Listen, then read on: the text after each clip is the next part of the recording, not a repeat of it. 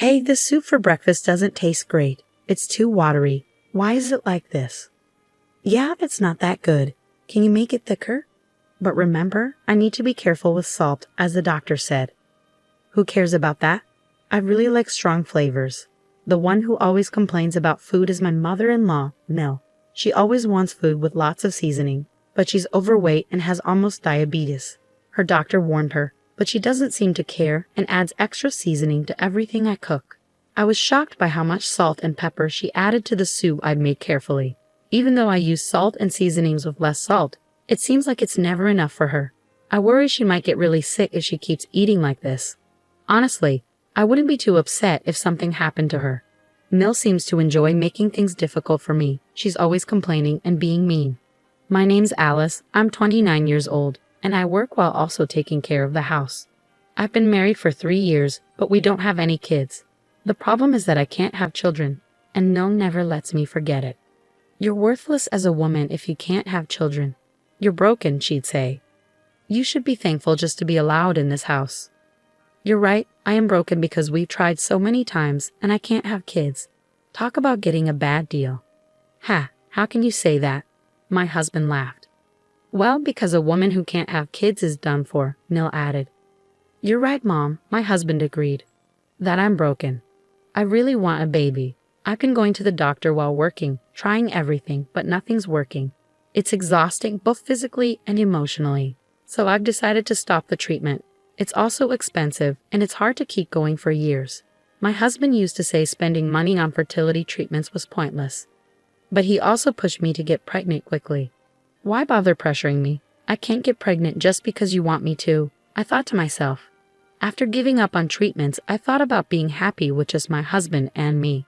But my mother-in-law still hoped for a grandchild to tease me about. She even bought diapers and proudly showed them off. Look, I got diapers, she said excitedly. You'll need them one day. Haha, aren't those a bit small for you, Mel? I joked back. Haha, hey, these are for a baby, can't you see that? She replied. Well, I wouldn't know. I'm the broken woman who can't have kids, I retorted sarcastically. That's enough. Angrily, my mother-in-law stormed off to her room. Thank goodness, I thought, already tired from work and not wanting to deal with her mean comments anymore. It seems like she has nothing better to do than make my life miserable. We moved in with my in-laws after my father-in-law passed away a year ago. My mother-in-law was heartbroken. Then, around the same time. She was warned by her doctor about her risk of diabetes. That's why we moved in.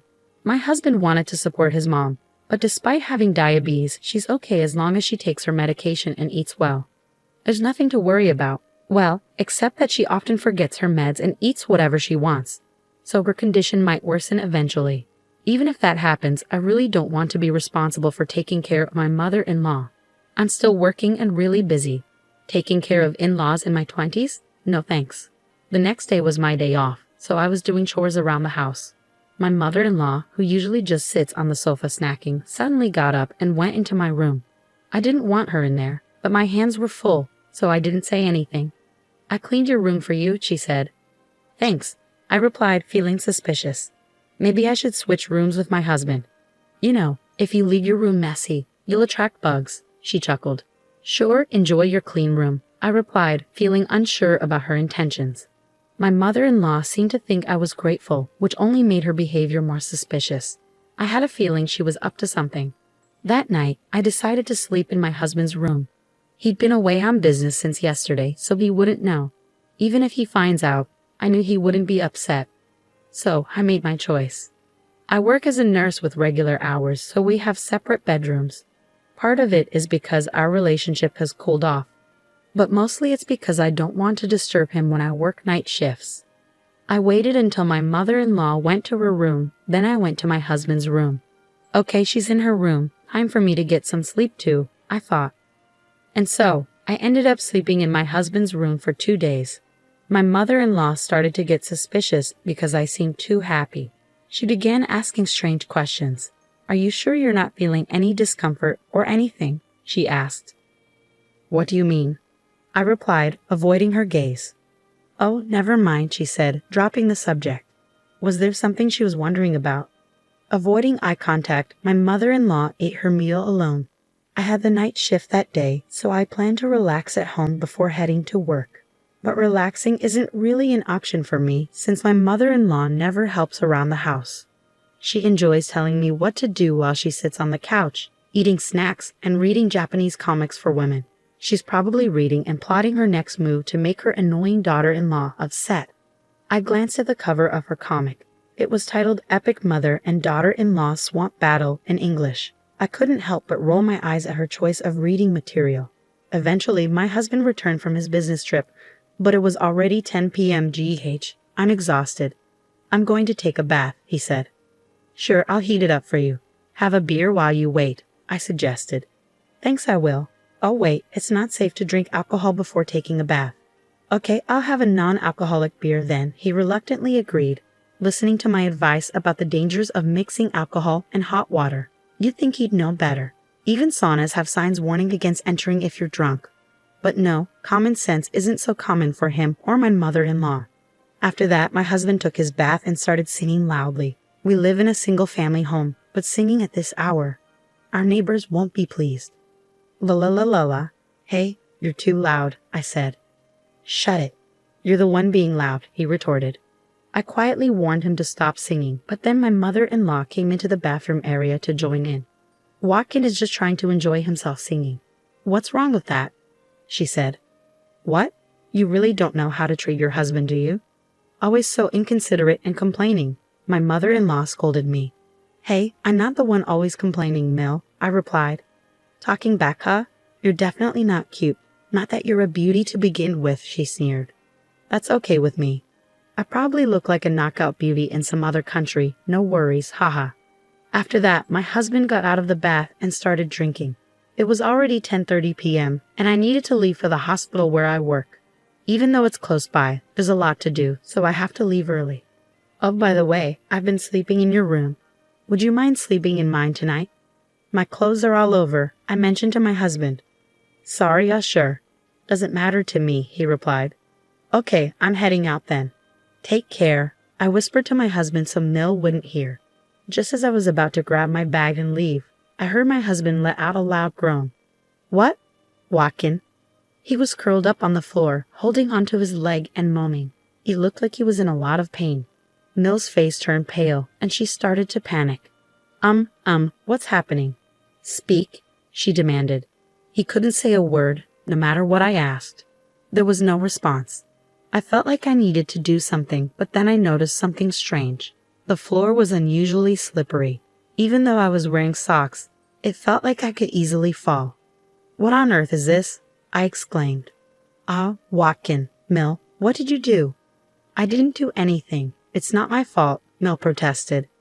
Blaming my mother-in-law wouldn't solve anything at that moment, so I immediately called an ambulance. My husband was taken straight to our hospital, and work was the last thing on my mind. Even after we arrived, he kept clutching his leg, visibly sweating in pain. It hurts so bad, Watkin. Hang in there, please, I pleaded. Thankfully, a doctor was able to examine him, and he seemed a bit relieved. His leg was indeed broken, just as we suspected. It was a 5th metatarsal fracture, which made sense given how he slipped on that slick floor. His foot was visibly swollen. Usually, people get this kind of fracture by tripping or putting too much weight on it. Speaking from my own experience, I twisted my ankle falling downstairs years ago. I heard a loud snap, and the pain was unbearable. I was also diagnosed with a 5th metatarsal fracture. I was lost in music while walking downstairs, so it was quite embarrassing. I even lied to my close friends about it. Since his fracture didn't need hospitalization, my husband could come home. I was supposed to work a night shift, but my nursing supervisor insisted that I take the night off. It wasn't life-threatening, but I guess she was genuinely worried. I survived, but now I've got a fever, my husband remarked. Well, you broke your leg, so getting a fever isn't surprising. But why was the floor so slippery? Maybe we should ask Mill about that, huh? I suggested. Hey, what did you do to the floor in the room? I confronted Mill. Well, the floor was slippery. That's why I slipped and fell. I could have seriously hurt myself, my husband interjected.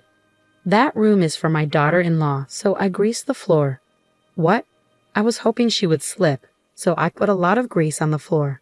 I never expected you to go in there and slip, Mill confessed. Ah, unbelievable, I exclaimed. It turns out my mother-in-law intentionally greased the floor to make me fall. She had claimed to have cleaned the room, but her actual intention was to harm me. I'm furious. If I had entered that room, I could have been seriously injured. Breaking a leg would be the least of my worries. Hitting my head could have been fatal. My mother-in-law's actions are practically criminal. You're despicable. You're not even family to me anymore. I got seriously hurt because of you. I'm going to the police, I declared. Wait a minute. I didn't directly cause any harm, did I? Your wife is the one to blame. She told you to enter her room, didn't she?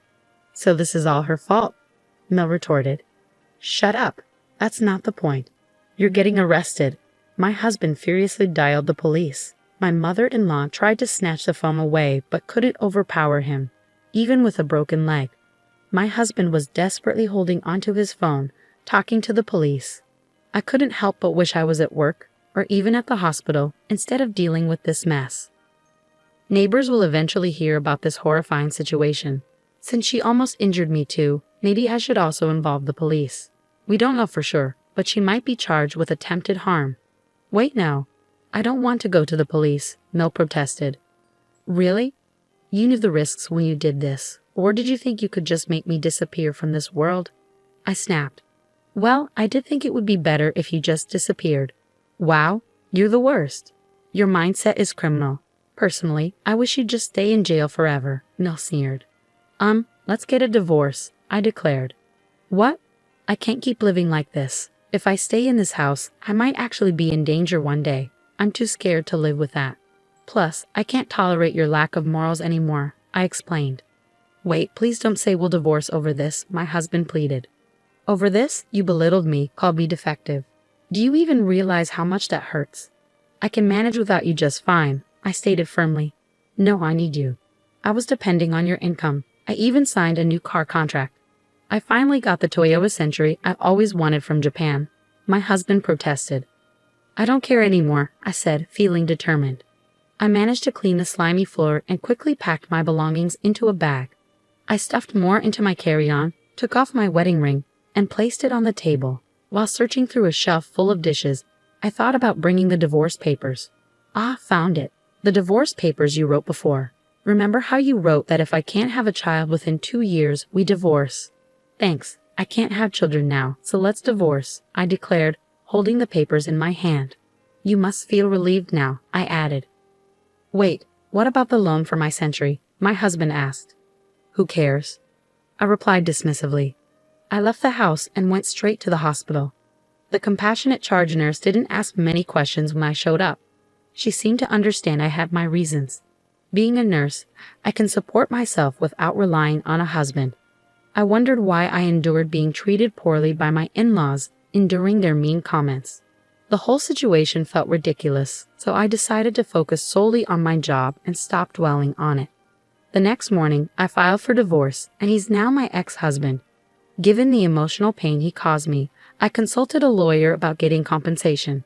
In the end, my ex-husband had to pay me, and I couldn't help but think serves you right.